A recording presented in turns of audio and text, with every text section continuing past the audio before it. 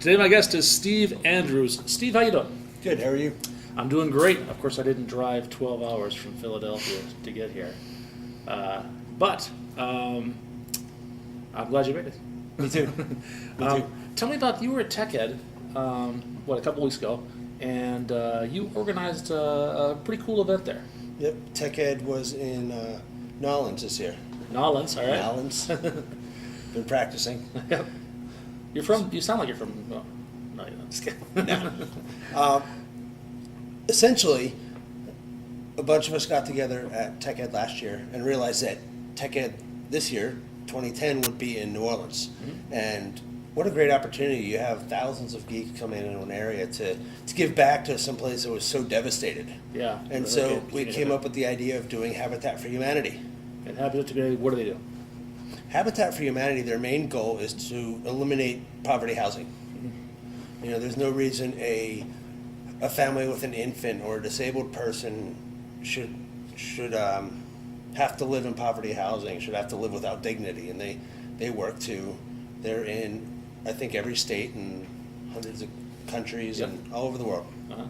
And they work by building houses, right? Correct. Mostly. So, okay. That's what they're most famous for, I think. Yep. That's where you help them, right? Or what did you help them? Besides getting hot and sweaty. So the work day was, it was June 5th, Saturday, June 5th, the Saturday before Tech Ed 2010. Mm-hmm. And it was 93 degrees with near 100% humidity in the sun. Typical. And so we arrived at the site, and it was a poured foundation, and with rebar sticking up out of it.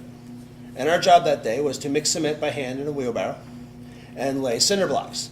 And it's not as simple as just throwing the cinder blocks over the rebar. You have to level them, side to side level, and then everything was site leveled as well using a laser system. You have to do this when you say laser. Laser. Okay. Sharks with laser. Yes. So every block then had to be site leveled. Okay. And by the end of the day, we had built, I think it was 20 or 30 columns, and started filling some of them with concrete. And from there, they attach hurricane braces to the columns that the trusses of the house attach to.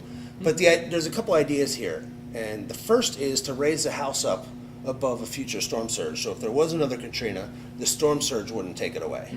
And second, the pilings are rated at, I believe it's 120 miles an hour sustained winds. So they won't be knocked over by Right. 119 mile an hour wind steady. Yeah. Right. And 200 mile an hour gusts they can withstand. Okay. So the idea is to be able to withstand another Hurricane Katrina. Wow.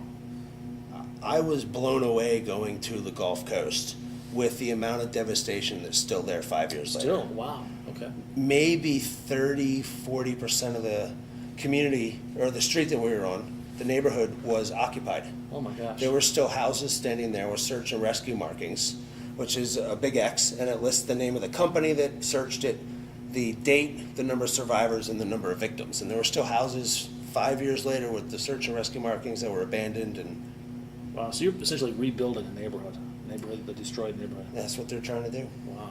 How much help? What's sad is that Habitat for Humanity right now is the #1 new home builder in New Orleans. Wow.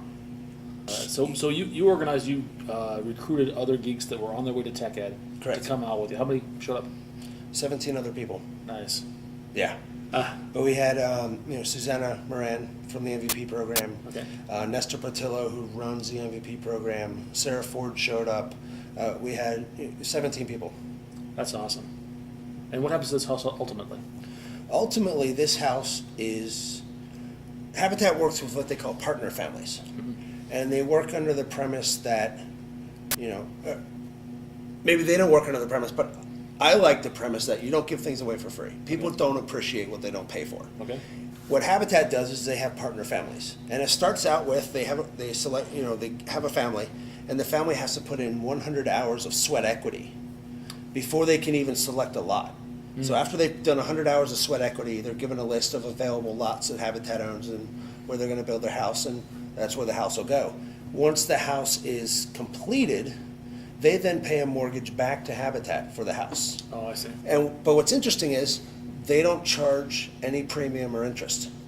They only charge for the cost of land and the cost of supplies, no interest. So in a neighborhood where you could expect to pay $8, $9, $1,000, $1,200, $1,400 for a house, they can, give or take, do it around $600 a month.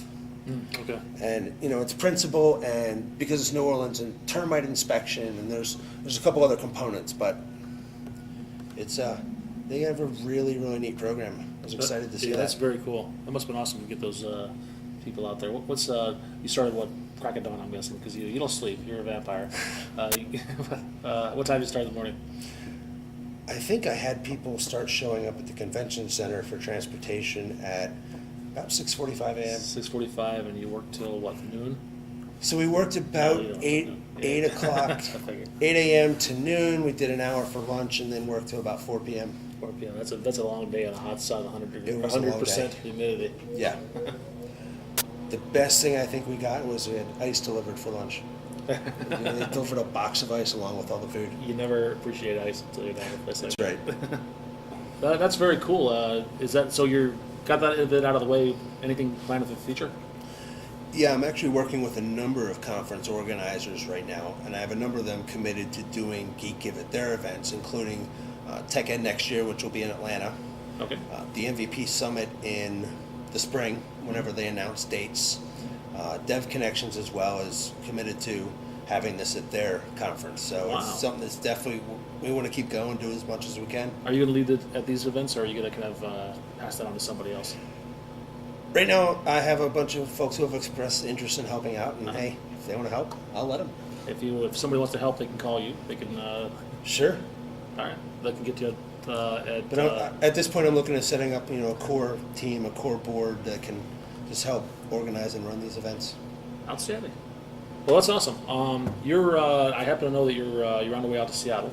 I am. You're relocating there, right? Yep. And where do people find out more about Steve Andrews? My blog, platinumbay.com. Why is it called Platinum Bay? That's a long story. We'll get into Okay, another that's time. another show. All right. And Twitter. Twitter is Steve Andrews. Okay. All right, Steve. Thanks a lot. Thank Really you. appreciate your time, and that's a great thing you do.